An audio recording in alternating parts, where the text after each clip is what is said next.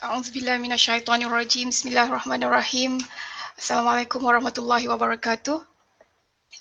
Terima kasih kepada semua pensyarah yang sudah hadir pada hari ini, kepada staf dan pensyarah semuanya. Terima kasih kerana join kita punya coffee talk pada hari ini. Bagi memberkati majlis ilmu kita pada hari ini, kita mulakan dengan ummul kitab Al-Fatihah.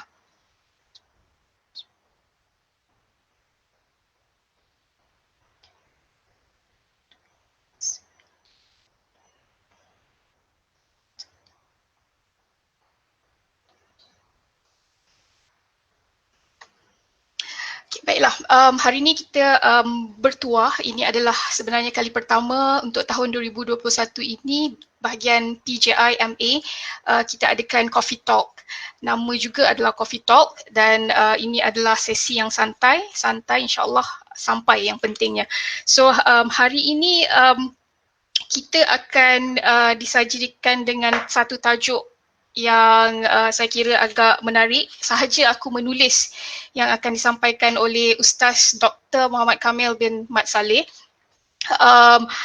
Tajuk ini saya kira amat penting. Sebelum kita buat apa-apa, sebelum kita menulis, tentunya kita kena pasakkan niat. So sahaja aku menulis ni adalah berkisar tentang intention atau niat yang perlu kita letakkan dalam diri kita sebagai seorang penulis yang memilih bidang akademik ini sebagai kerjaya kita. Jadinya hari ini kita akan teruskan dengan perbincangan diskusi yang akan disampaikan oleh Dr. Muhammad Kamil, dan sebelum saya serahkan kepada beliau, izinkan saya untuk bacakan sedikit biodata beliau. Nama yang diberikan adalah Muhammad Kamil bin Saleh dan dilahirkan di Kuala Jempol, Negeri Sembilan pada 20 Julai. Dan ironinya 20 Julai juga adalah tarikh beliau mula berkhidmat di UiTM Negeri Sembilan. Betul yang Ustaz? Ya, betul. Di 20 Julai 2020, baru. Seorang yang baru, nama yang baru di UiTM Negeri Sembilan. Tapi kalau ikutkan, melihatkan CV-nya, saya rasa panjang sangat CV saya nak baca. Saya pick beberapa saja. Sebelum ini, Ustaz merupakan seorang pegawai Hal Ehwal Islam di Jabatan Kemajuan Islam Malaysia JAKIM daripada tahun 2006 sehingga sehari sebelum mendaftar diri di UiTM Cawangan Negeri Sembilan. Ustaz telah mendapat ijazah Dr. Falsafah PhD daripada Universiti Kebangsaan Malaysia pada tahun 2018 dalam bidang syariah, fatwa dan undang-undang. Dan tidak hairanlah kalau kita lihat penerbitan beliau adalah banyak berkisar tentang isu syariah, fatwa dan undang-undang ini. Beliau merupakan penulis di JAKIM sendiri. Antara buku yang telah dihasilkan adalah tentang tips menghadapi COVID-19, panduan menurut perspektif Islam, dan buku-buku lain terbitan Masrid dan juga PTS Millennia. Kalau boleh saya sebutkan, 7 golongan dinaungi Arash, 25 perkara yang anda mesti tahu mengenai Islam, 303 soal jawab fikah kematian, 30 nasihat agama dan terlalu banyak lagi selain daripada di jurnal dan juga di proceeding. Beliau juga merupakan penulis di Berita Harian dan Utusan Malaysia, merupakan pakar rujuk yang dirujuk oleh pihak akhbar untuk mengetahui tentang isu-isu, mendapatkan kupasan tentang isu-isu semasa. Jadi kalau Ustaz dah ready Ustaz? Dah, Alhamdulillah. Okay, so saya serahkan majlis ini kepada Ustaz. Silakan Ustaz Dr. Kamil. Assalamualaikum warahmatullahi wabarakatuh. A'udzubillahi minasyaitonirrajim. Bismillahirrahmanirrahim. Alhamdulillahirabbil alamin wa bihi nasta'in ala umuri dunya waddin. Wassalatu wassalamu ala asyrafil anbiya'i wal mursalin wa ala alihi wa sahbihi ajma'in. Rabbi shrah li sadri wa yassir li amri wahlul 'uqdatam min lisani yafqahu qawli. Subhanaka la 'ilma lana illa ma 'allamtana innaka antal 'alimul hakim. Wa la hawla wa la quwwata illa billahil 'aliyyil 'azim. Amma ba'd. Terima kasih kepada Puan Moderator Dr. Atiyah Haji Musa dan seterusnya pensyarah kaki tangan akademik dan juga kaki tangan UiTM cawangan Negeri Sembilan untuk ketiga-tiga kampus. Alhamdulillah, pertama-tamanya saya memanjatkan kesyukuran dapat bersama-sama dengan ialah sekalian yang bersama-sama kita pada pagi ini. Jadi sebenarnya sesi pada pagi ini bukanlah untuk kita mengajar ataupun untuk menyatakan satu persatu apa yang tuan dan perempuan perlu laksanakan untuk menjadi ataupun untuk meneruskan penulisan sama ada dalam majalah, jurnal dan sebagainya, tapi lebih kepada sesi perkongsian. Dan saya merasakan bahawa ada orang lain yang lebih pakar. Dr. Atiyah sendiri dia punya kajian pun berimpak tinggi kan. Setakat ni saya kalau contoh penulisan artikel tu yang berimpak tinggi tu masih belum lagi lah, sebab saya kiranya masih lagi baru mencuburi dunia akademik ni. Seperti mana yang telah dinyatakan oleh Dr. Atiyah sebentar tadi, baru lagi belum sampai setahun lagi. Jadi pengalaman-pengalaman yang ada pada saya sebenarnya pengalaman yang saya perolehi sepanjang pengalaman kerjaya saya, mungkin di JAKIM dan mungkin sebelum lagi daripada itu. Jadi insyaAllah pada pagi ini saya lebih suka kita berkongsi dan bukan nak menunjuk ajar, kerana apa yang penting ialah kita menunjukkan sesuatu yang baik kepada orang lain. InsyaAllah pahala itu insyaAllah akan kita kongsi secara bersama juga. Jadi saya akan paparkan slide di sini. Dia nampak ke slide ni? Ataupun saya kena share balik? Boleh. Nampak ke? Boleh. Oh, kena share balik ke? Kena share semula ke, Doktor? Saya nampak. Mungkin kalau ada masalah boleh kongsikan dalam chat box sebelah tu. Yang lain okey ke? Lain okey ke? Kalau okey saya teruskan. Saya belum dapat feedback daripada yang lain. Ya. Nampak. Tak nampak. Oh, nampak Mohon dibesarkan. Oh, tak nampak Okey, tak. Okey, nampak ke? Nampak. Okey, nampak. Alhamdulillah. Okey, jadi tajuk pada pagi ni, tajuk ni agak catchy jugalah ya, sebab tajuk ni mungkin ada di kalangan kawan-kawan kita yang bertanya lah, wah tajuk ni menarik macam mana doktor pilih tajuk ni? Sebenarnya tajuk ni bukan saya yang pilih. Tu kena tanya puan moderator ya. Jadi bila melihat kepada tajuk ni sahaja aku menulis kan.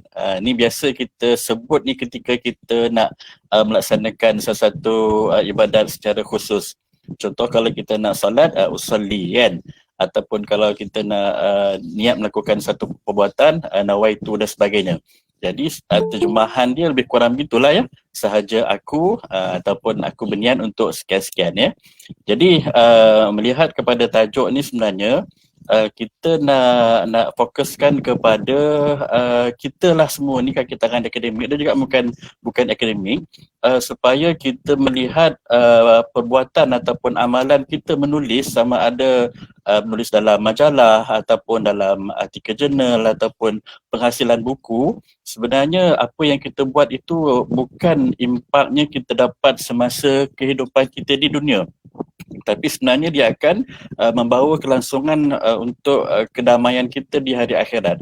Jadi dengan sebab itu untuk kita menulis sesuatu tulisan memerlukan kepada di peringkat awal apa yang kita istilahkan sebagai sahaja aku tadi tu. Jadi dengan sebab itu pada pagi ini kita akan kongsikan supaya kita sama-sama mendapat satu semangat untuk kita menulis. Sama ada menulis buku, menulis dalam majalah dan sebagainya, supaya apa yang kita buat itu ada kaitannya dengan apa yang akan kita perolehi selepas kita meninggal dunia nanti. Ya, itu sebab tajuk yang dipilih ini supaya untuk peringkat awal kena ada ni dulu, kena ada niat yang baik ataupun kena ada tujuan yang murni, tujuan yang suci supaya perbuatan itu ada impak yang baik. Kerana sebaliknya sekiranya kita menulis tetapi kita tidak ada apa-apa tujuan, matlamat dan sebagainya, dibimbangi nanti mana usaha kita tu kita keluarkan, pengorbanan kita tu kita laksanakan, tetapi dari sudut impak tu mungkin sekadar kepuasan hati kita sahaja, tetapi dia tidak ada kesinambungan untuk alam akhirat, untuk kehidupan kita di akhirat nanti. Okey, ni sedikit pengenalan ya. Pengenalan ni sebenarnya pun bukan nak promote lah. Cuma mungkin bila dipilih saya untuk sesi pada pagi ni, jadi mungkin ada yang bertanya, siapa Ustaz Kamil ni? Dr. Kamil ni siapa? Apa yang ada pada dia ni? Ya. Sorry saya kacau ya. Ada peserta cakap slide Ustaz ni kecil, nampak kecil. Mungkin Ustaz kena full screen kan ke? Saya tak tahu macam mana caranya. Boleh adjust apa-apa yang... Saya rasa saya dah full screen kan? Dah full screen. Tak apa. Ataupun mungkin kita kena cuba ni Ustaz, I think it's not sharing the full screen. I think it's only a tab. Maybe you could look at full screen. Okay. Kita boleh cuba, Ustaz. Sekejap Sebab dekat dalam Facebook katanya tak nampak. Baiklah. Tadi kita dah test tadi kan?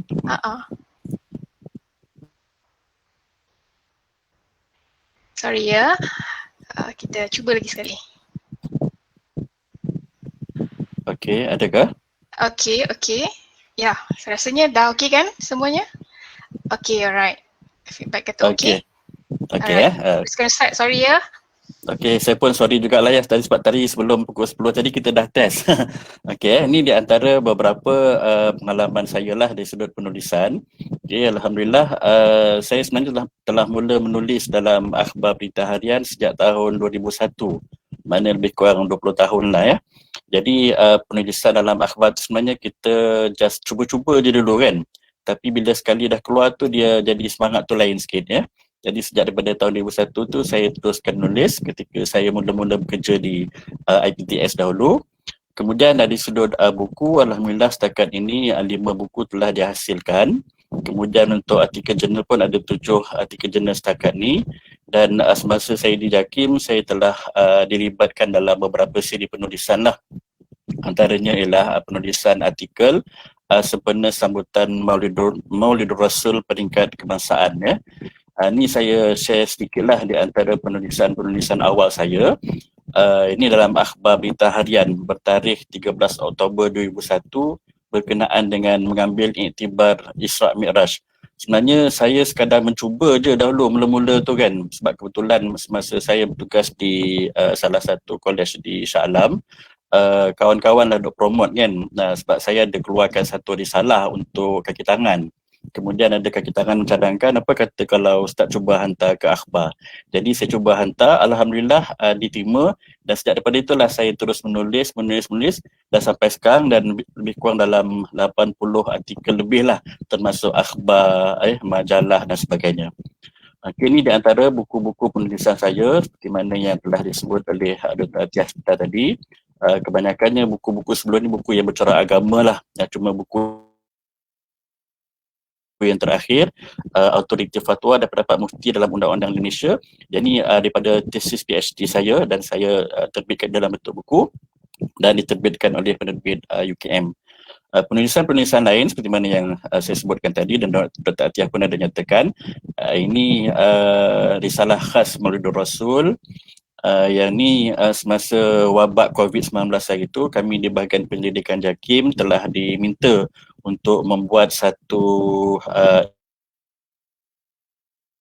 e-books berkaitan tentang tips bagaimana menghadapi COVID-19 menurut perspektif Islam, dan saya salah seorang daripada panel penulis. Saya juga terlibat dalam penulisan modul bersepadu khusus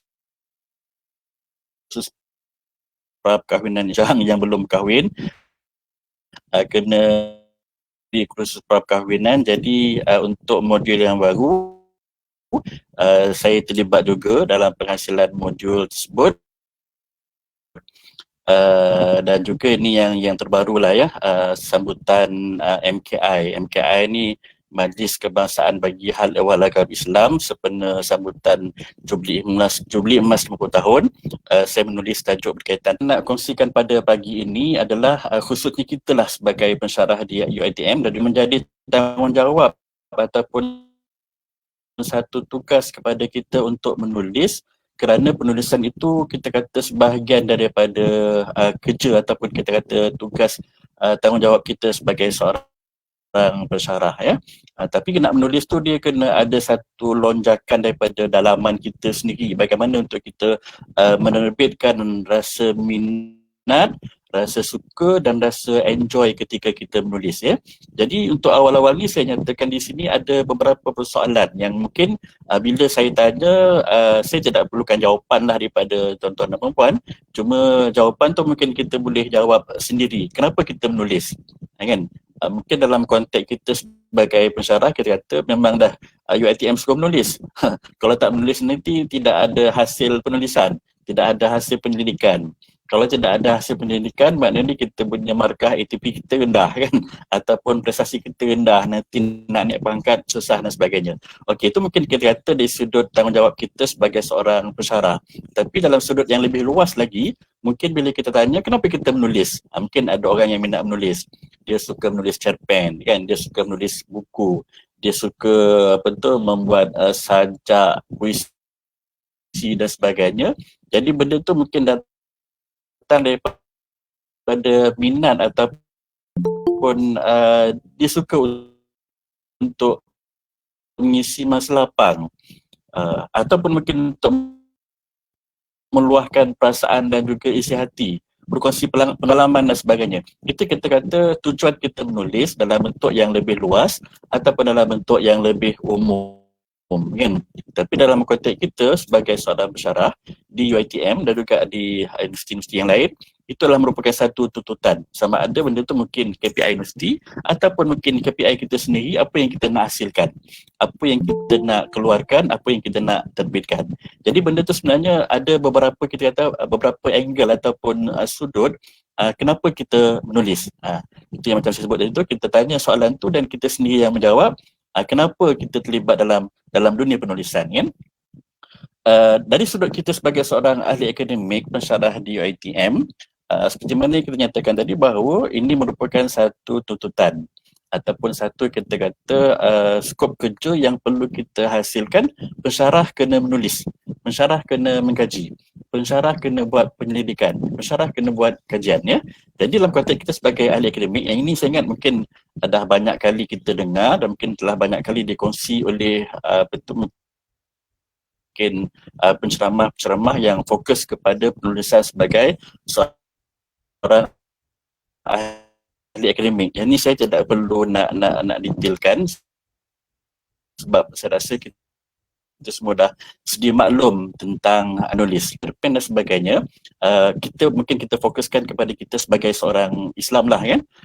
Mungkin di kalangan peserta pada pagi ini pun mungkin ada yang bukan Islam, tapi maknanya nak kata bahawa itu satu tuntutan agama kita untuk kita berkongsi apa yang ada pada kita kan. Ilmu yang kita ada bukan untuk kita sebenarnya, tapi ilmu tu untuk dikongsikan. Ilmu yang ada pada kita tu bukan untuk keseronokan kita sendiri sebagai seorang individu, tapi sebenarnya ilmu itu perlu dikongsi secara bersama. Itu sebab sehingga simpan dia tidak akan berkembang. Ilmu ni bila kita simpan dalam hati, tidak kita terjemahkan dalam bentuk kongsi, sharing ataupun penulisan, ilmu tersebut tidak berkembang. Jadi ilmu tu nak tahu dia berkembang dan sebagainya, ilmu tu kena sampaikan. Ya, bila kita sampaikan suatu ilmu sama ada dalam bentuk syarahan, kuliah dan sebagainya ataupun dalam bentuk penulisan, maka di situlah kita kata impact yang akan kita perolehi sebagai kepuasan kepada ilmu yang ada pada kita. Jadi ilmu itu perlu disampaikan, ilmu itu perlu dikongsi. Ya. Jadi sebagai seorang Islam, begitulah dia punya hakikat dan realiti dia, bahawa ilmu itu bukan milik kita sendiri, ilmu itu adalah ilmu milik Allah dan kita perlu kongsikan kepada orang lain supaya ilmu itu dapat disebarluaskan kepada masyarakat secara keseluruhan. Baik, jadi bila kita dah melihat secara umum tadi kenapa kita menulis, tujuan kita menulis, tanggungjawab kita menulis, maka akan terjawablah persoalan sahaja aku menulis kerana ... kan. Kalau ikut apa yang disebut oleh penyanyi tersohor Ramli Sarip, dia kata apa? Aku menulis bukan kerana nama kan, tapi kerana sifat kasih dan sebagainya. Maknanya dia untuk memberi jalan kepada orang lain supaya orang lain pun dapat ilmu yang sama, dapat pengetahuan yang sama dan juga alam secara keseluruhan akan aman, damai dan harmoni disebabkan ilmu-ilmu yang baik yang kita kongsikan bersama dengan masyarakat secara keseluruhan. Ya. Baik, seperti mana yang disebut oleh Dr. Athiah sebentar tadi di awal-awal sesi tadi, menyebut bahawa untuk menulis ini dia perlu ada satu lonjakan daripada dalaman diri kita, bagaimana untuk kita memastikan penulisan kita itu adalah penulisan yang baik, penulisan yang berkualiti dan penulisan yang memberi impak kepada orang lain. Tidak dapat tidak memerlukan kepada niat ataupun tujuan kenapa kita menulis. Kan? Ini kita kata makna dia kepada tuan-tuan dan puan-puan yang berada dalam sesi kita pada pagi ini, makna dia untuk kita menulis, perkara yang penting yang perlu ada pada kita adalah kenapa kita menulis. Tujuan kita menulis itu apa? Dan dalam konteks kita sebagai seorang Islam, perlu ada niat ataupun tujuan kenapa kita menulis. Kenapa niat ni penting? Seperti mana saya sebut awal tadi, dia ada kaitannya dengan kehidupan kita di alam sana nanti. Sekiranya banyak penulisan yang kita buat tapi tidak ada niat ataupun tujuan yang baik, dibimbangi nanti tidak ada hasil yang baik untuk kita di akhirat sana. Tapi sekiranya ada niat yang baik di sebalik perbuatan kita tu, maka insya-Allah mana kita kata di alam akhirat nanti kita akan memperolehi apa yang kita tanam, apa yang kita baca semasa kehidupan kita di atas muka bumi. Saya ingat hadis ni hadis yang masyhur, tuan-tuan dan puan-puan, saya ingat dah biasalah dengan hadis ni, dan dalam mana-mana siri kuliah, ceramah dan sebagainya, kita biasa didedahkan dengan hadis ini. Hadis ini adalah merupakan hadis yang pertama yang disusun oleh Imam Nawawi dalam kitabnya 40 hadis yang 40 hadis 40 ya. Biasa kalau kuliah-kuliah pengajian di Masjid Surau tu biasa diajarlah hadis 40 ni ya. Jadi ada saya nyatakan di situ hadis ini dia nak kata panjang, tak panjang sangatlah, tapi hadis ni makna dia memberi satu kesan yang besar kepada kita untuk kita melakukan setiap perkara perlu ada niat, intention, seperti mana yang disebut oleh Dr. Athiah awal-awal tadi kan. Okey, saya bacakan dia punya terjemahan ya. Kalau nak tengok dia punya teks tu masing-masing boleh baca. An Amirul Mukminin Abi Hafsin Umar bin Al-Khattab sehingga akhir dia kan. innamal a'malu binniyat wa innama likulli imri'in ma nawa. Faman kanat hijratuhu ila Allah wa rasulihi fa hijratuhu ila Allah wa rasulih. Wa man kanat hijratuhu lidunya yusibuha aw imra'atin yankihuha fa hijratuhu ila ma hajara ilaih.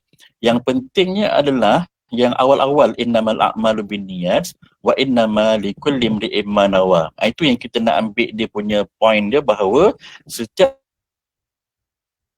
satu perbuatan mesti ada niat, dan setiap perbuatan itu akan dinilai berdasarkan niat kita.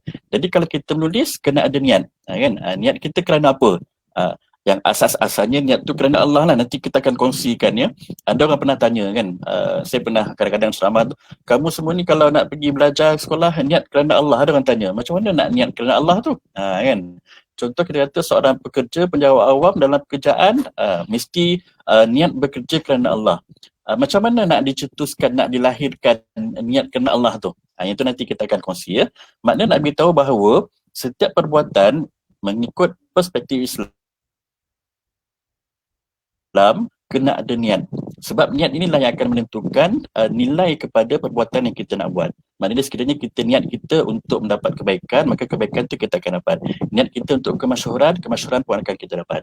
Niat kita untuk tujuan untuk mendapat pujian daripada manusia, pujian itu kita dapat. Tetapi sekiranya niat kita bulatkan hanya kerana Allah, maka Allah akan memberi balasan yang baik kepada perbuatan yang kita lakukan.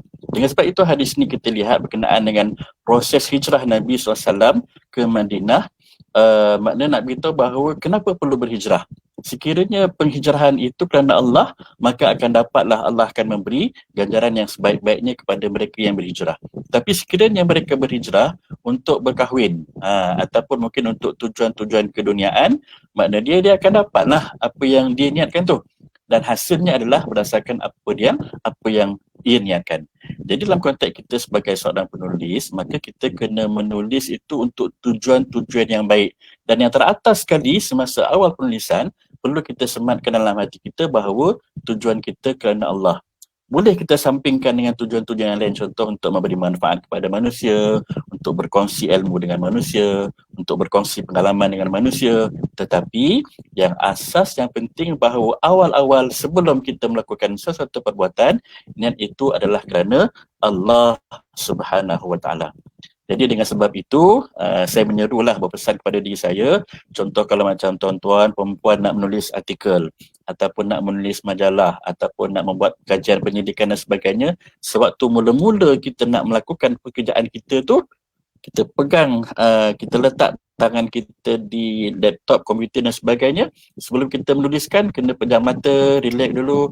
Maknanya dia kena hadirkan niat ketika itu, menulis kita itu adalah kerana Allah Subhanahu Wa Taala.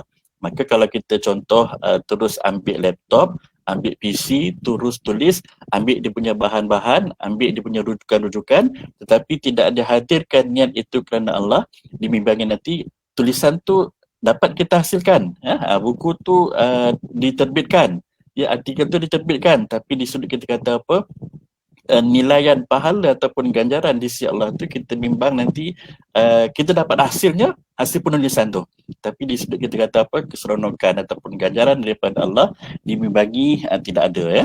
Jadi cuba tuan-tuan perempuan tengok pada slide yang bawah ni, kata-kata daripada Sayyidina Ali bin Abi Talib.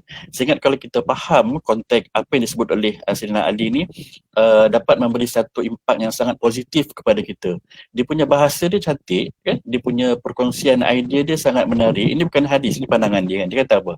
Semua penulis akan meninggal. Kita lah, ya, semua, bukan sekat penulis. Yang tak menulis pun meninggal, kan? Orang bekerja pun meninggal, orang pension pun meninggal, kanak-kanak pun meninggal, orang dewasa pun meninggal. Tapi kita sebagai seorang ahli akademik yang mungkin sebelum ni kita menulis, kita menghasilkan pelbagai karya, penulisan dan sebagainya, kita katakan bahawa kita lah, ya, kita sebagai penulis, kita semua akan meninggal dunia. Ya, kehidupan kita ni pun tak lama, sementara dipinjamkan oleh Allah. Bila kita meninggal, makna dia apa yang akan orang kenang kita sebagai jasa baik yang kita telah tinggalkan kepada masyarakat. Dalam konteks kita sebagai penulis, kan, apa kata Sayyidina Ali? Hanya karyalah yang akan abadi sepanjang masa. Kita ada buku, bila kita meninggal, kita dah tak ada dah. Jasad kita tak ada dah. Kalau nak pergi ziarah pun pergi ziarah kubur. Tapi buku kita ada, penulisan kita ada, orang rujuk, orang cite, orang mengambil maklumat daripada artikel kita tu. Maka ketika kita berada di alam akhirat sana, kehidupan kita di sana sebenarnya tenang, abadi dan sebagainya, sebab kita telah meninggalkan satu, kita kata, legacy yang agak baik, yang dimanfaatkan oleh orang-orang yang masih hidup walaupun ketika itu kita telah lama meninggal dunia. Apa kata Sayyidina Ali lagi? Maka tulislah sesuatu yang akan membahagiakan dirimu di akhirat nanti. Penulisan ini bukan sekadar kita kata orang-orang agama bolehlah kot nak tulis buku-buku agama ataupun nak menulis benda-benda panduan sebagai manusia. Tidak ya, mana ilmu ni, ilmu tu luas. Selagi ilmu tu dimanfaatkan oleh orang lain untuk mengeluarkan dirinya daripada kejahilan kepada kecerdikan, untuk mengeluarkan dirinya daripada tidak tahu kepada tahu, maka di situlah kita kata peninggalan yang baik yang kita tinggalkan kepada orang yang berada di luar sana. Jadi dengan sebab itu saya menggalakkan kepada diri saya dan kepada tuan-tuan puan-puan semua, menulis dah, terus menulis dan terus menulis. InsyaAllah walaupun kita dah tak ada nanti, benda-benda yang kita tinggalkan tu sebenarnya dia akan jadi satu amal jariah kepada kita ketika kita berada di alam kubur nanti. InsyaAllah nanti saya akan kongsikan juga berkenaan dengan amal jariah tu. Kadang-kadang orang dia kurang faham bila sebut amal jariah tu, dia kata kita sedekah duit dekat masjid, kita bagi makan fakir miskin. Sebenarnya penulisan kita juga adalah merupakan satu amal jariah. Cuba tuan-tuan puan-puan bayangkan ya, mungkin dalam konteks kita pengajian Islam, kita ada banyak ataupun ramai tokoh-tokoh yang besar. Kita ada Imam Syafi'i, kita ada Imam Ghazali yang menulis buku Ihya Ulumuddin. Lama dah Imam Ghazali itu meninggal dunia, tapi kitab penulisan dia masih kekal lagi pada hari ini. Ya. Jadi dengan sebab itu maknanya kita cubalah kan, didik diri kita sebelum kita meninggal dunia, sekurang-kurangnya ada buku yang kita hasilkan dan ada buku yang mungkin boleh dimanfaatkan oleh orang lain kan? Tak kisahlah sama ada buku yang apa-apa saja bahan penulisan yang akan dirujuk oleh orang lain kan? Baik, ini kita nak menjawab kepada persoalan bagaimana kaedah menulis kerana Allah. Kan disebut awal-awal tadi, sahaja aku menulis, sudah pasti jawapannya menulis kerana Allah. Jadi macam mana kita nak terbitkan rasa menulis tu kerana Allah? Saya nak kongsi satu pengalaman. Ada sifu saya jugalah ya, pakar rujuk saya dalam bidang-bidang, kita kata bidang-bidang keagamaan ni. Dia kata kalau boleh untuk sentiasa merasakan tujuan kita tu kerana Allah, kena buat tag ataupun kena tulis di mana-mana, aku bekerja kerana Allah, aku berkhidmat kerana Allah. Sama ada kita buat stiker ke, tampal dekat kereta ke, tampal dekat PC ke, tampal dekat dinding ke, ataupun mungkin kita ni yang nak menulis ni, biasanya kita banyak masa kita dengan laptop kan, kita banyak masa kita dengan PC. Apa kata kalau tuan-tuan puan-puan buat satu stiker, tulis sama ada tulis tangan ataupun type dan sebagainya, ataupun mungkin boleh buat kita punya wallpaper dekat kita punya laptop ni, aku menulis kerana Allah. Maknanya di situ nanti bila kita baca, secara tidak langsung ketika kita membaca itu, dia akan terus reflect kepada kita punya akal, minda dan sebagainya, maka secara tidak langsung niat itu datang. Tapi kalau kita tidak diingatkan dengan misi ataupun kita kata tagline seumpama itu, nanti kita akan jadi leka lah. Kan? Bila kita buka PC, kita menulis apa semua, dah siap apa semua tu, dah publish pun, dah hantar pun, tapi tidak kita ingatkan diri kita menulis kerana Allah, kita bimbang niat tu tidak ada kan. Jadi dengan sebab itu, ketika kita nak memulakan penulisan kita, mana kena hadirkan dalam diri kita, niat kita itu adalah kerana Allah Subhanahu Wa Taala. Kadang-kadang saya dah ajar jugalah anak-anak saya, kalau contoh hantar anak-anak pergi sekolah, ialah kanak-kanak lah yang umur 7-8 tahun tu, dia tak faham pun niat kerana Allah kan. Kadang-kadang kalau contoh anak-anak kita nak latih puasa kan, niat dalam hati puasa, tak pandai budak-budak ni, melainkan dia kena sebut nawaitu sauma ghadin kan, aku niat puasa. Ataupun kita nak ajar, nak didik anak kita laksanakan solat, okey cepat niat, nak niat dalam hati. Tak faham budak-budak tak boleh nak buat. Jadi bila nak buat tu kita kena ajar, usolli fardhu subhi kan, sahaja aku sembahyang fardhu subuh. Jadi maknanya kita nak kata yang kita sebut itu adalah lafaz saja, tetapi kenapa perlu dilafazkan? Supaya setiap kali kita lafaz, kita akan terus ingat dalam hati kita, walaupun kita sekadar sebut, tapi sebut-sebut pun insyaAllah akan pergi ke hati dan akan pergi ke minda.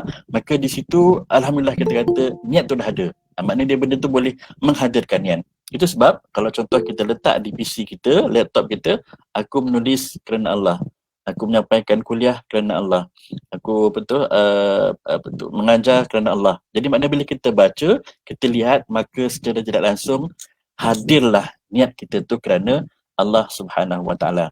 Jadi kalau contoh tadilah kita masa hantar anak-anak ke sekolah, saya akan sebut pada anak-anak, kita akan sebut saja nawaitu lillahi ta'ala, aku berniat kerana Allah. Budak-budak tak faham pun, itu konteks budak-budak lah. Tapi kalau contoh kita orang dewasa, takkan kita tak faham kan. Jadi bila kita sebut tu, secara jelas langsung benda tu menghadirkan niat. Itu sebab ikut pandangan Imam Syafi'i, melafazkan niat itu hukum dia sunat. Walaupun mungkin imam-imam yang lain kata tak perlu nak lafazkan usalli tu. Kerana apa? Kerana itu adalah lafaz sahaja, niat apa yang ada dalam hati. Tapi kenapa kena lafazkan? Bila kita lafazkan, secara automatik benda itu akan pergi ke hati dan akan pergi ke akal dan minda kita, maka di situlah hadirnya niat. Itu yang pertama. Yang kedua, mungkin bila kita dah mula menulis kan, mungkin dah setengah ataupun dah habis, tiba-tiba mungkin kita terleka ataupun kita terkhayal. Kita kena ingatkan diri kita balik, kena perbaharui balik niat kita tu supaya niat itu tidak pergi ke mana-mana ataupun tujuan-tujuan yang tidak berlandaskan kepada hukum Islam tadi tu. Ini yang ketiga ni, makna dia itu kita kata nilai tambah lah ya. Maknanya kalau contoh kita menulis untuk kita berhujah dengan orang alim ataupun untuk kita berhujah dengan orang jahil, maka itu tidak mendatangkan apa-apa kesan kepada diri kita dan kita bimbang. Jika tujuan kita menulis untuk kita bersaing dengan orang lain, maka kita bimbang nanti nilai itu dia akan seperti debu-debu yang berterbangan kan. Baik, ini satu perkara yang saya nak kongsi juga, antara perkara yang terpenting juga kenapa kita kena didik diri kita untuk menulis. Saya dah kongsikan awal tadi berkaitan dengan sedekah, wakaf dan sebagainya. Orang tak faham, kan sebelum ni kita ada webinar berkaitan tentang wakaf Al-Quran kan. Orang tak fikir contoh kalau untuk kita dapatkan saham pahala akhirat ni kita kena berwakaf. Apa yang kita nak wakafkan? Kita wakafkan telekung dekat surau kan. Kita wakafkan sejadah dekat masjid. Kita wakafkan mungkin kita punya bentuk-bentuk yang kecil-kecil lah, kita letak slipper dekat masjid kan. Ataupun dekat pejabat kita letak A4 tempat nak betul state kan. Itu kita kata wakaf juga. Tapi sebenarnya ilmu, buku dan penulisan juga adalah merupakan satu wakaf ataupun satu amal jariah yang sangat memberi kesan kepada kita ketika kita meninggal dunia. Hadis ini pun hadis yang masyhur ya. Iza matal insan inqata anhu amaluhu illa min salasah, illa min sadaqatin jariyah aw ilmin yuntafa'u bihi aw waladin salihin yad'u lahu. Ini hadis ni cukup masyhur. Hadis ni memang kalau kita tak tengok dia punya teks pun, tengok dia punya terjemahan, orang tahu hadis ni berkaitan tentang sesuatu yang akan tali menali pahalanya sampai kepada kita walaupun kita dah meninggal dunia. Tengok pada awal-awal hadis sebut iza matal insan, maksudnya bila kita mati. Siapa yang mati? Kita lah mati kan. Kita mati, anak kita mati, suami kita mati, isteri kita mati. Bila kita dah mati ataupun meninggal dunia, maka ialah kita dah masuk dalam kubur dah. Kita nak naik semula dekat dunia tak boleh dah. Kita nak beramal balik tak dapat dah. Kita nak berbakti pada mak ayah kita tak boleh dah. Kita nak kerja balik semula masuk UiTM tak boleh dah kan. Kita nak kumpul balik, mungkin masa kita kerja tu banyak benda-benda lara ataupun benda-benda yang tidak bermanfaat kita buat. Kita nak naik semula, kita nak hidup semula, maka kita tidak ada peluang dah. Tetapi hadis ni beritahu bahawa walaupun kita meninggal, pahala termasuk. Walaupun kita meninggal, saham tu ada. Bila kita meninggal, maknanya kita tenang kehidupan kita di alam barzah. Macam mana kita kata adanya pahala yang tali menali tu? Dalam Islam dikata dengan 3 sebab ini. Yang pertamanya adalah sedekah jariah. Menurut Imam Al-Khatib Asyarbini, dia kata sedekah itu adalah wakaf. Itu yang disebut awal tadi, orang sebut amal jariah, amal jariah, amal jariah. Apa dia amal jariah ni sebenarnya? Amal jariah ini maksud dia amal yang berjalan. Jariah tu dalam bahasa Arab maksud dia yang berjalan, yang berterusan, yang tali menali. Maknanya dia amalan itu sentiasa berterusan walaupun kita dah meninggal dunia. Jadi persoalan dia, macam mana amalan tu boleh berterusan sedangkan kita dah meninggal dunia? Maknanya dia dengan sedekah ataupun wakaf yang kita dah beri, yang kita dah sumbang semasa kehidupan kita di atas muka bumi. Contoh tuan-tuan dan puan-puan kan, kita ada buku kita hasilkan. Buku itu dirujuk, diguna pakai, dimanfaatkan oleh penyelidik yang masih lagi hidup. Sedangkan masa tu kita dah meninggal dunia. Orang cite kita punya pandangan, orang rujuk kita punya pandangan, orang memanfaatkan tulisan-tulisan kita. Kita dah tak ada dah. Kita dah meninggal dah, kita dah mati dah kan. Tapi disebabkan orang mengambil manfaat daripada tulisan kita itu yang kita kata amal jariah tu, amal yang berterusan, amal yang berjalan. Kita dah meninggal dah, tapi amalan tu tetap masuk kan. Macam contoh kita kita buat skim wakaf dan sebagainya kan, masuk dalam mana-mana akaun, masuk je dia punya tu sumbangan masuk kan. Macam tu juga kita kata dari sudut pahala tu. Jadi bila kita meninggal, maknanya dia pahala tu akan masuk dengan sebab kita kata ada kita kata peninggalan kita yang dimanfaatkan oleh orang lain. Dalam hadis ni walaupun disebut 3, dalam konteks kita sebagai penyelidik ataupun penulis, 2 benda kita dah cover dalam ni. Yang pertamanya sedekah jariah tu, kita wakafkan buku, kita wakafkan penulisan, kita wakafkan ilmu dan sebagainya, dan ilmu tu dimanfaatkan. Itu yang pertama. Yang kedua disebut sini ilmin yuntafa'u bihi, ilmu yang dimanfaatkan. Ilmu tak semestinya kita ajar kan, ilmu tak semestinya kita cakap, ilmu tak semestinya dalam bentuk kuliah. Penulisan kita juga adalah merupakan satu ilmu juga. Saya mungkin tak boleh nak bagi contoh mungkin dalam bidang-bidang yang lain ya, bidang sains ke bidang teknologi ke, tapi cuba tuan-tuan dan puan-puan rujuk balik buku-buku yang ada pada tuan-tuan dan puan-puan, ya puan-puan, rujuk dalam penulisan tuan-tuan dan puan-puan. Tidak semuanya penulis-penulis itu masih ada. Mungkin ada penulis-penulis yang dah lama dah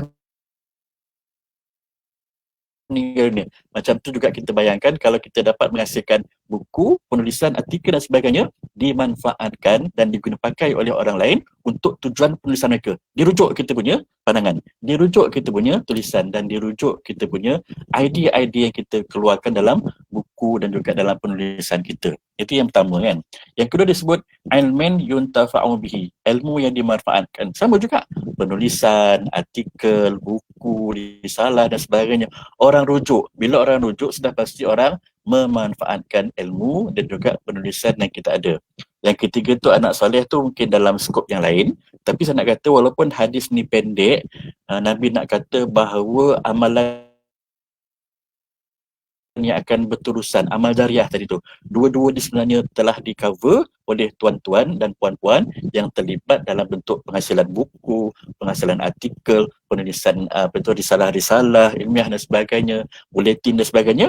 Dua-dua tu masuk, mana dia dimanfaatkan oleh orang lain dalam bentuk wakaf dan juga dimanfaatkan oleh orang lain dalam bentuk mungkin rujukan dan sebagainya. Lagi satu hadis, minta maaf lah, mungkin kita agak laju juga sebab saya nak habiskan slide ni dulu. Yang ni pun hadis Nabi. Hadis Nabi juga nak menyatakan bahawa ini saya pernah kongsi hadis ni sebelum ni dalam webinar wakaf tu, tapi lebih kepada wakaf Quran lah gitu. Tapi sebenarnya kalau rujuk kepada hadis ni, kita sebagai penulis pun akan dapat ambil manfaatnya. Kan? Kita tengok dia punya terjemahan ya. Sesungguhnya yang didapati oleh orang yang beriman dari amalan dan kebaikan yang dia lakukan setelah dia mati, ada 7 kat sini. 7 ni sebenarnya 2 dah tuan-tuan perempuan sebagai penulis dah cover dekat sini. Dapat 2 dah ada punya hasil tu. Kan 2 impak dia, 2 benda yang kita boleh manfaatkan sebagai seorang penulis. Antaranya apa? Ilman 'allamahu wa nasyarahu. Atas tu disebut. Saya dah kuningkan kat bawah. Ilmu yang diajarkan dan sebarkan. Itu sebab tuan-tuan, puan-puan yang terlibat dalam dunia pendidikan ni agak beruntung. Kerana tuan-tuan mengajar ilmu kepada orang lain. Memberi tunjuk panduan kepada anak murid. Memberi ilmu kepada kepada anak-anak murid kita. Kita mengajarkan ilmu-ilmu yang baik. Kita mengajar bahasa, kita mengajar matematik, kita mengajar bidang sains, kimia dan sebagainya. Itu ilmu yang kita ajarkan dan kita sebarkan. Tapi yang penting ilmu tu dimanfaatkanlah oleh anak-anak murid kita. Tapi kalau sekali kita ajar ilmu tapi anak-anak murid kita pun tak menjadi, itu satu persoalan yang mungkin kita bincang dalam isu-isu yang lain lah kan. Tapi nak kata ilmu tu dimanfaatkan, anak murid kita berjaya, sampai dia cemerlang, kemudian grade lagi, dapat kerja lagi, kemudian jadi tokoh-tokoh besar lagi. Semuanya datang daripada mana? Daripada ilmu yang kita sampaikan tadi, kan? Jadi maknanya dia betapa beruntungnya tuan-tuan dan puan-puan yang terlibat dalam dunia pendidikan memberi ilmu kepada pelajar-pelajar kita. Saya ingat dulu ada seorang kawan saya lah, dia kata dia kerja di pejabat, kalau dia dia rasa macam cemburu dengan cikgu-cikgu atau cemburu dengan pensyarah-pensyarah. Sebab dia kerja di pejabat, dia tak dapat nak kongsi ilmu kepada anak-anak murid. Tapi pensyarah-pensyarah setiap hari bergelumang dengan ilmu-ilmu yang disampaikan. Jadi ilmu-ilmu yang disampaikan itu sebenarnya sedekah jariah tuan-tuan ya, wakaf yang cukup berharga, wakaf yang cukup bernilai. Yang kedua disebut di sini wa mushafan warasahu, mushaf Al-Quran yang diwariskan. Baik. Dalam konteks ni, dikata kita mewariskan ataupun kita mewakafkan Al-Quran. Tapi ulama' dibahas dengan lebih luas lagi. Tak semestinya kita mewakafkan Al-Quran. Kita mewakafkan buku, kita mewakafkan penulisan, kita mewakafkan segala-gala ilmu yang ada pada kita dalam bentuk penulisan, maka itulah yang Nabi sebut. Inna mimma yalhaqul mu'min min amalihi wa hasanatihi ba'da mautih. Kebaikan yang saling sambung menyambung, yang berterusan setelah dia meninggal dunia. Kita ambil dua tu saja ya. Okey, yang ini juga mungkin boleh jadi rujukan juga kepada kita, semangat kepada kita untuk menulis. Nabi kata apa dalam hadisnya? Barang siapa yang mengajak kepada petunjuk ataupun kebaikan, maka baginya ada pahala yang sama dengan pahala orang yang mengikutinya. Maksudnya apa? Kita menunjukkan kebaikan kepada orang lain mengamalkan apa yang kita ajar, maka orang yang mengamalkan dapat pahala, kita yang menyumbang ilmu pun dapat pahala. Kan? Kita menunjukkan kebaikan dalam bentuk penulisan, kan? Kemudian orang memanfaatkan tulisan kita. Orang tersebut dapat pahala, kita yang menyumbang pun dapat pahala juga. Itu maksud dia kan? Pahala seorang penulis, kita ajak kepada kebaikan, kita menyuruh kepada kebaikan, kita mengajar yang baik-baik kepada inilah. Tapi kemudian dimanfaatkan, mana orang yang mengamalkan dapat pahala, maka kita yang menunjuk jalan juga akan diberi pahala oleh Allah Subhanahu Wa Taala. Ini dah masuk slide-slide yang akhir dah ya. Pesanan daripada Al-Imam Ibnu Al-Jauzi, man ahabba an la yanqati'a amaluhu ba'da mautih falyanshiril ilm bitadwin wa ta'lim. Barang siapa yang inginkan agar pahala amalannya tidak terputus selepas kematiannya, maka hendaklah dia menyebarkan ilmu sama ada dengan penulisan maupun dengan pengajaran. Ini satu kata-kata yang cukup menusuk hatilah, yang berkesan kepada kita, supaya selepas kita meninggal dunia, maka ialah dia punya manfaat tu akan tetap kita dapat, tak terputus walaupun kita meninggal dunia. Okey, yang ni saya nak share lah kan. Seorang ulama terkenal yang bernama Syekh Jamaluddin Al-Qasimi, dia telah menghasilkan lebih kurang dalam 100 buah buku. Dia kata apa? Dia tidak mahu membazirkan kehidupannya dengan perkara yang sia-sia, dan dia akan terus menulis untuk menghasilkan satu karya yang baik untuk dimanfaatkan, untuk diambil pakai, diguna pakai oleh orang-orang lain. Ini yang tadi ya, yang pernah saya kongsikan awal-awal tadi berkenaan dengan pandangan Sayyidina Ali bin Abi Talib. Ini satu soalan kan. Jadi bila kita dah tengok dalam slide-slide yang kita bincang tadi, makna dia ulama-ulama besar, tokoh-tokoh hebat banyak yang menulis kan. Al-Imam An-Nawawi yang kita petik pandangan dia dalam hadis 40 tadi, diriwayatkan, dikatakan bahawa Imam An-Nawawi satu hari menulis banyak 4 helai setiap hari. Kita pensyarah UiTM kena buat kempen pula kan, menulis 1 jam setiap hari Rabu kan. Tapi tak adalah makna kita kata 1 jam tu juga kita menulis kan. Sebenarnya waktu-waktu lain pun tuan-puan banyak menulis juga kan. Seminggu setiap satu menulis artikel kan. Sebulan dapat 3-4 artikel contohlah. Yang nak kata ni kita mengambil semangat ulama-ulama yang terkenal. Imam Nawawi setiap hari dia menulis 4 helai buku kan. Sampai diriwayatkan punyalah tekun Imam Nawawi menulis kan, ketika dia menulis kitab bukunya ketika waktu malam, tanpa ada pelita, tanpa ada sinar lampu, tapi dia boleh menulis dalam keadaan yang gelap tu. Diriwayatkan makna dia kita kata tangan yang menulis tu keluar cahaya-cahaya daripada kuku-kuku dia, sehingga dia boleh menulisnya sebab ketekunan menulis dia kerana Allah Subhanahu Wa Taala. Al-Imam At-Tabari menulis 40 harian setiap hari. Ibn Jauzi menghasilkan hampir 2000 jilid penulisan. Soalan yang terakhir, kita sila isi tempat kosong. Berapa banyak yang kita dah menulis kan? Tapi tak apalah, kita nak ikut contoh-contoh yang baik tu mungkin sukar, tapi sekurang-kurangnya ialah kita yang lemah, kita yang mungkin banyak kekurangan, sekurang-kurang ada jugalah kita kata sahab dalam bentuk mungkin penulisan dan sebagainya. Okey, untuk yang terakhir ni kita kata rumusan, tidak kira apa bidang sekalipun kita, kepakaran apa pun kita adalah sama.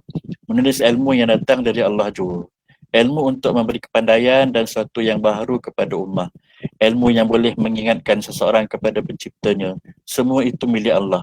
Sumbernya dari Allah juga. Kita diberi kudrat untuk mengetahuinya hanya sedikit. Justru tuan-tuan, puan-puan ni, para akademik sekalian, menulislah, mengkajilah. Itulah amal jariah buat kita guna pakai di alam mahsyar nanti. Jadi saya ingat kerana itu yang dapat saya kongsikan pada pagi ini. Terima kasih kerana sudi mendengar. Seperti mana yang telah saya nyatakan, saya bukanlah orang yang paling layak. Saya cuba sekadar nak berkongsi supaya dengan kata-kata saya ni saya lebih terus bersemangat untuk menulis, dan tuan-tuan dan puan-puan juga diberi kekuatan juga untuk terus menulis, menghasilkan penulisan-penulisan yang baik, sama ada artikel, buku, majalah dan sebagainya. Dan yang penting kita niat kita nak berkongsi ilmu dengan orang lain. InsyaAllah kalau orang memanfaatkan ilmu yang ada pada kita, InsyaAllah orang tersebut dapat pahala, kita pun dapat pahala. Semasa dunia ni pun sebenarnya pahala tu kita dah dapat. Apatah lagi nanti kalau kita meninggal, kita meninggalkan legasi yang cukup besar dan cukup bermanfaat di sudut tulisan-tulisan kita. InsyaAllah kehidupan kita di alam sana tetap dalam keadaan yang tenang, aman, damai dan sebagainya, disebabkan pahala yang kita kata yang tali menali yang sampai kepada kita walaupun kita telah lama meninggal dunia. Sehingga itu sahaja saya dapat kongsikan bersama dengan tuan-tuan dan puan-puan pada pagi ini. Dan sekiranya ada sumbang saran ataupun mungkin ada pandangan-pandangan yang lain, boleh kita kongsi secara bersama. Mungkin ada yang lebih pandai dan lebih bijak, tunjuk anjaran juga kepada saya yang masih baru lagi ni dalam kita kata penulisan akademik ni kira bagulah kan.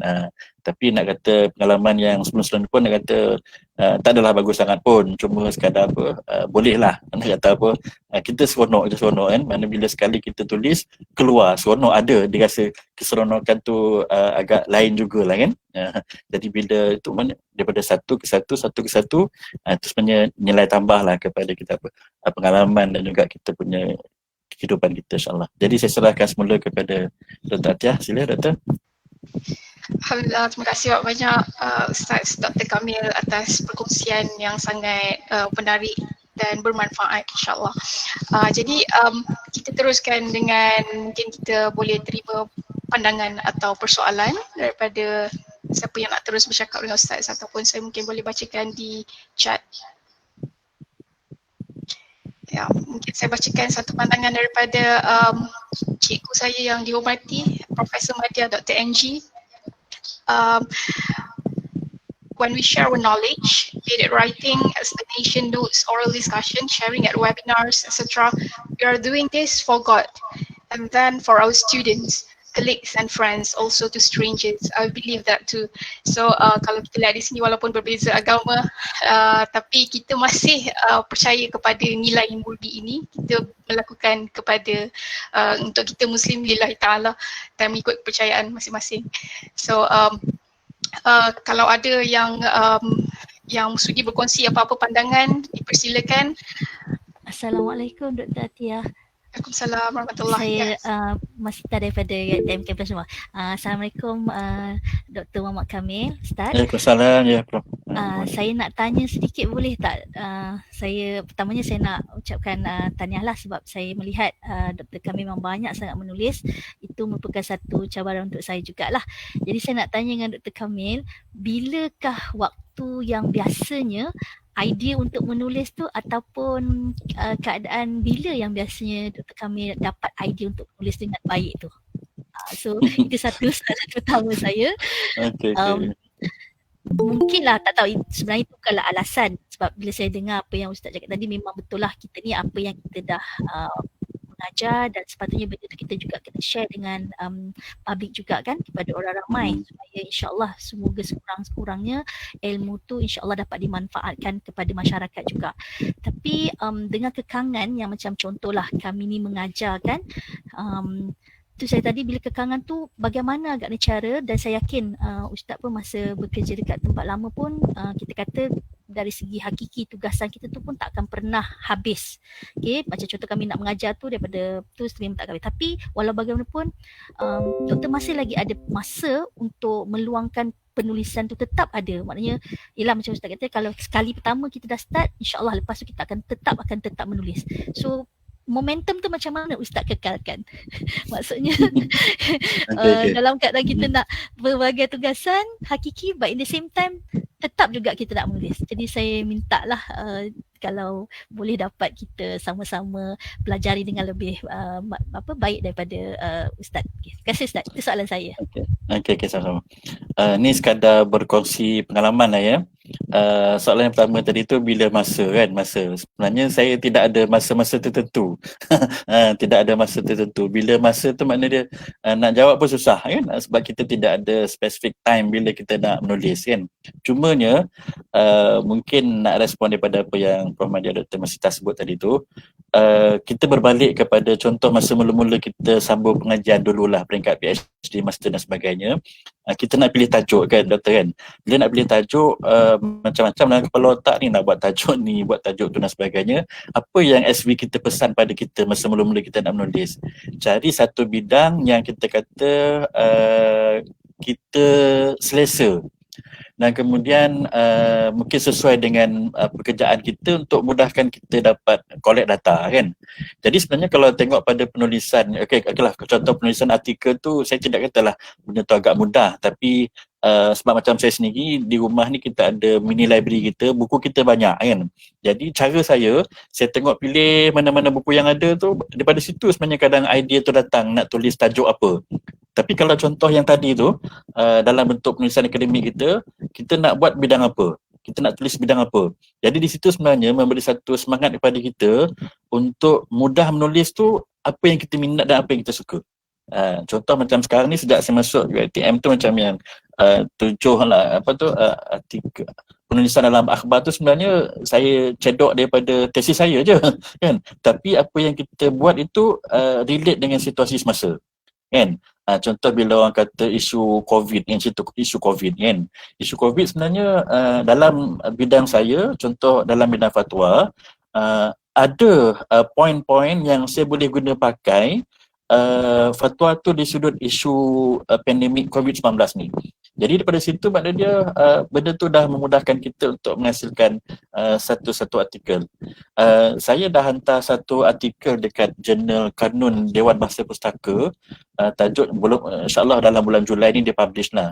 Tajuk dia apa? Impak pandemik COVID-19 terhadap penyelarasan dan penyeragaman fatwa di Malaysia. Isu dia isu COVID. Tapi kenapa isu COVID tu dapat kita buat artikel? Sebab isu COVID tu kita kaitkan dengan fatwa yang dah sedia ada. Jadi benda tu maknanya dia maklumat tu dah ada, just kita susun dalam bentuk mungkin satu dapatan-dapatan yang baru ya. Jadi kalau macam contoh bidang apa kan? Contoh kita kata bidang undang-undang keluarga contohlah kan. Apa yang relate dengan suasana sekarang ni, isu bab-bab kekeluargaan kan. Mungkin bidang kita bidang muamalat. Apa yang isu yang dibincangkan sekarang dari sudut muamalat, isunya ada. Dan kemudian bahan-bahan yang kita ada tu sebenarnya kita cuba cedok dan kita ubah sesuai dengan poin-poin ataupun ilmu maklumat yang ada pada kita, dan kita cuba harmonikan, kita keluarkan dalam bentuk tulisan. Macam sekarang ni contoh banyak saya tulis berkenaan dengan fatwa, undang-undang, sebab benda tu sebenarnya dah ada. Cuma kita ubah sesuai dengan apa situasi yang ada di sekitaran kita pada hari ini. Jadi nak jawab tu maknanya dia nak kata spesifik tu tak ada doktor. Cuma dia redah je lah. Cuma saya duk fikir niat dan tekad saya, contoh kalau macam penulisan akhbar tu 2 bulan sekali saya akan buat. 2 bulan sekali saya akan buat. Itu KPI saya lah. Jadi nak ambil isu mana tu, kita tengok apa yang ada di persekitaran kita dan cuba kita kaitkan dengan idea-idea ataupun bahan-bahan yang memang kita dah sedia ada. Kemudian kita jalan je. Tawakal ala Allah. Terima kasih doktor. Sungguh manfaat ni banyak. Cuma nak katanya di sudut idea. di sudut mungkin kita kekangan masa lah kita mengajar dan sebagainya, memang kalau nak ikut kan memang tak dapat pun dalam tempoh marking paper tu memang tak tulis apa-apa pun, tapi mana dia walaupun di sebalik kesibukan tu saya cuba create 1-2 tajuk. 1-2 tajuk tu kita cuba create dulu dalam sibuk-sibuk tu, tapi bila nak start tu mungkin akan ambil masa lah. Tapi mana dia set tajuk tu kalau ikut dalam tempoh ni lah, tempoh marking, tempoh exam, mesyuarat, validasi dan sebagainya kan, kita dah senaraikan dalam 4-5 tajuk dah sebenarnya. Tapi belum nak mula lagi, tunggu masa lah. InsyaAllah nanti ada ruang, ada peluang masa kita buat.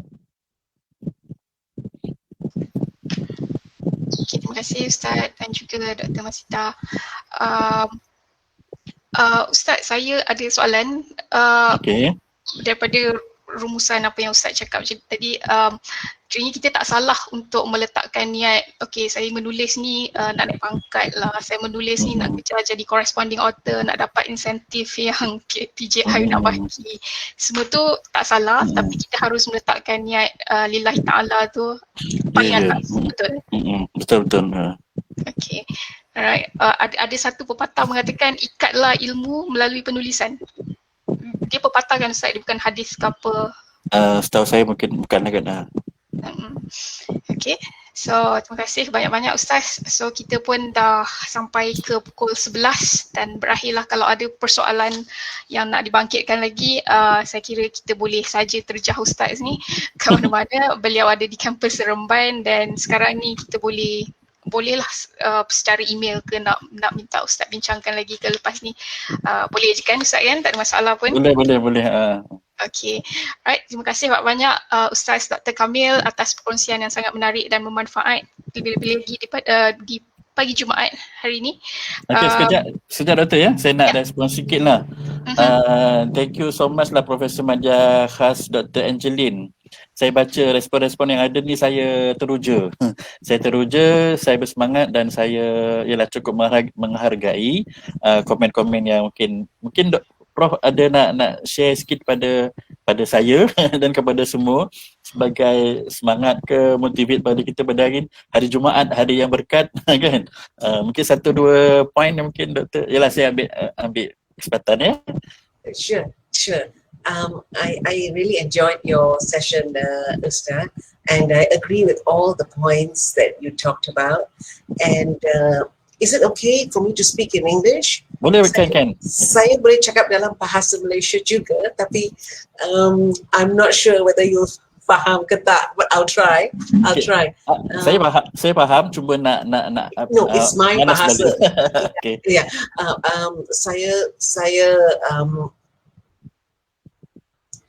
Saya rasa apa yang Ustaz kongsi kepada kita semua sangat baik and kita hargai.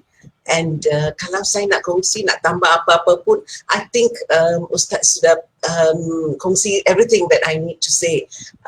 But I like the idea about the niat, because sometimes kita punya, I notice that niat kadang-kala tends to shift. Ada ramai yang rasa kena naik pangkat, kena ini, kena itu. So niat mereka, the first one is for something tangible, something untuk diri sendiri. So kita kena slowly try to put that as second or third. Kita mesti letak agama as the first thing. That we do it for God, for sharing. It's important to help people. Itu yang pertama. I may not be a Muslim, tapi we have so much of persamaan, we are so alike, the Christians and the Muslims. I can relate. I rasa banyak benda yang kita boleh kongsi and ada banyak persamaan, and itulah yang sangat-sangat ramai kawan Islam, and I really get along very well sebab banyak benda yang kita dapat kongsi, and I learn a lot as well. I'm still learning, you know. I'm so young and I'm still learning, you know, every moment. So I'm talking about niat, you know, niat across the agama, across semua orang kita mesti ingat that we must do it for our students, for our friends, for our colleagues first. Second and third will be all the other things. God akan membantu dan berikan kita all the other things, you know. So jangan kita kejar, jadi akan jadi penat. So if you kejar Tuhan, takkan jadi penat. I mean, that's what I feel, you know, and Ustaz, I know you will agree with me. So one thing was the niat thing that I think I would like to pick up that point, so that bila I memberikan next time, bila I berikan webinar ke apa-apa, I nak masukkan itu saja. Itu motivasi datang dari dalam kita dan bukan untuk mencapai naikkan pangkat, gaji lebih apa, itu semua secondary. God will provide everything for us. Kita tak payah fikir benda tu. So when we are young, bila kita muda, kita ingat benda-benda macam tu. So we need to advise the younger people. But when we become older, kita dah experience, pengalaman kita pun dah banyak membaca, kita berdoa, kita lebih faham agama kita apa, so kita yang lebih I'm not going to use the word tua, tapi dah nampak lebih tahun, kita boleh share itu dengan the younger people, you know. Apa lagi ya, I wanted to ask Ustaz, why is the topic of our perkongsian hari ini called coffee? Why is it coffee? Tanya je. Coffee, Dr. Atia should be answer lah. Oh, Kenapa tak tea ya? I'm just wondering. Okay. Sebab we can change as well. I mean, you can go for Tak. but it's just like the common terms for Okay. coffee talk. Yeah, tea talk. It could be probably right as well, right? No, anything, because kita cakap tentang buku coffee book, coffee table books. Yeah. Those are very light books with a lot of pictures and all that. Tapi perkongsian hari ini bukan benda yang light, itu hari ini benda berat, because we're talking about what is important in our belief, in our heart, in all that. You know, that's what, you know, it's just a image in my mind, you know. That's why I was very keen. What is coffee all about? Is it a very simple light talk? Then I saw, oh, Ustaz is speaking. Okay, I must attend, I must find out, you know. But it's interesting, very interesting. No problem, Dr. Atia. It was a fine thing. Thank you very much, Ustaz. Thank you very much, Dr. Atia. Thank you all. Thank you. Okay. Yeah. Thank you, Dr. Thank you, Dr. Angie. Yeah, it's actually the intention is that to make sure that the topic is heavy, but then we try to make it light, light to the heart. It means to say that it's easier to be absorbed for us, and then the topic is heavy. The intention is always heavy thing, but kita nak jadikan benda tu senang untuk digest. That's the intention. But yeah, regardless the name, I think like Ustaz Dr. Muhammad Kamil managed to engage with us and then berjaya untuk menyampaikan apa yang isi kandungan pada hari ini. Puan Siti Hajar nak sampaikan sesuatu? Okay, saya tak tahulah saya nak sampai ke nak tanya ayat penyata ke ayat tadi, saya tak tahu. First, saya teruja dengan Dr. Angie. Saya teringat macam she is Christian, saya teringat pensyarah saya, Profesor Madlin di UKM dulu macam dia lah. Bila di tengah-tengah kelas, sebab UKM fakulti kami tengah-tengah tu surau, bila azan je dia cakap, azan dah berkumandang, kalau tak solat juga tak tahulah dia cakap. Macam tu Angel ni lah, dia dah sampai dengan klik-klik Malay kan. Jadi dia akan suruh dia pergi solat lah, sebab dia pun Kristian, dia pun tahu agama tu. Okay, saya nak tanya, congrats Dr. Angeline. Saya nak tanya Dr. Kamil. Okay, saya tak tahu sama ada ianya pepatah ataupun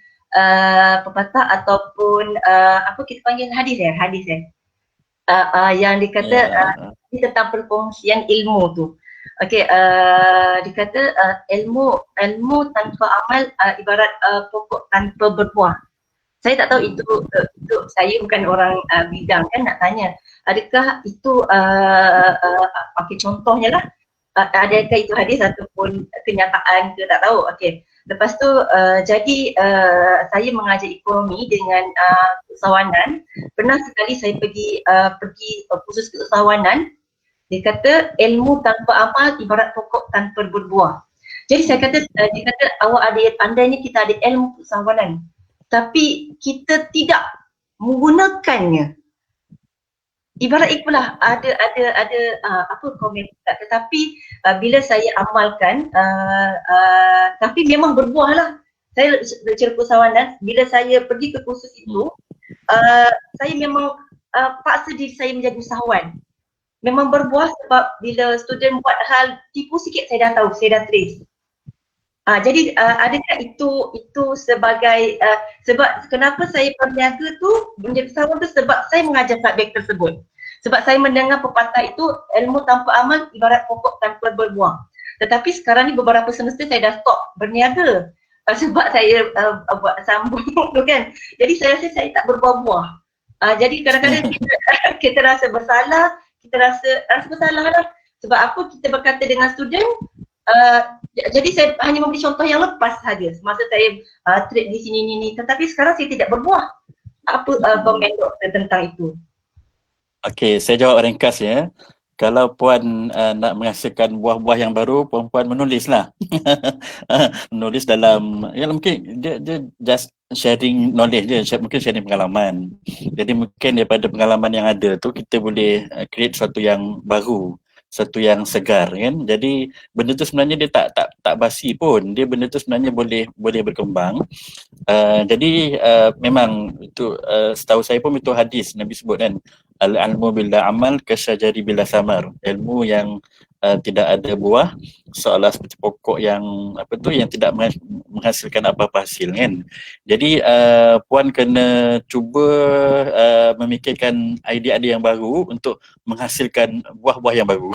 Jadi mungkin dalam konteks kita hari ni mungkin kita boleh menulis ataupun kita boleh mungkin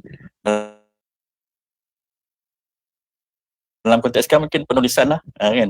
Jadi untuk kita mendapatkan hasil-hasil yang baru lah insyaAllah. Okey saya jawab macam tu. Ustazah Saadah ada kata ni pepatah Arab tu sama ada hadis ataupun pepatah lah. Tapi saya ingat dia punya teks tu begitulah kan, yang tidak ada apa-apa manfaat, tidak ada apa-apa hasil. Terima kasih Ustazah Saadah.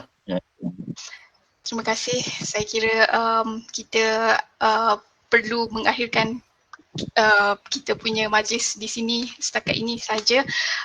InsyaAllah kalau ada peluang dan sesi yang akan kita boleh berjumpa di sesi-sesi yang akan datang. Terima kasih kepada semuanya. Saya lihat ada daripada pihak PITA yang supporting group yang sangat support kerja-kerja kita pensyarah ni. Terima kasih banyak-banyak juga.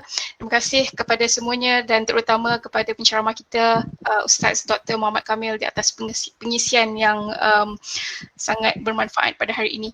So kita sudahi pada hari ini, kita jumpa lagi di Coffee Talk yang akan datang insyaAllah. Assalamualaikum warahmatullahi wabarakatuh. Baik. Assalamualaikum warahmatullahi wabarakatuh. Terima kasih Dr. Kamil dan penganjur. Okay. Terima kasih semua dan sama-sama. Terima kasih semua. Assalamualaikum dan selamat pagi.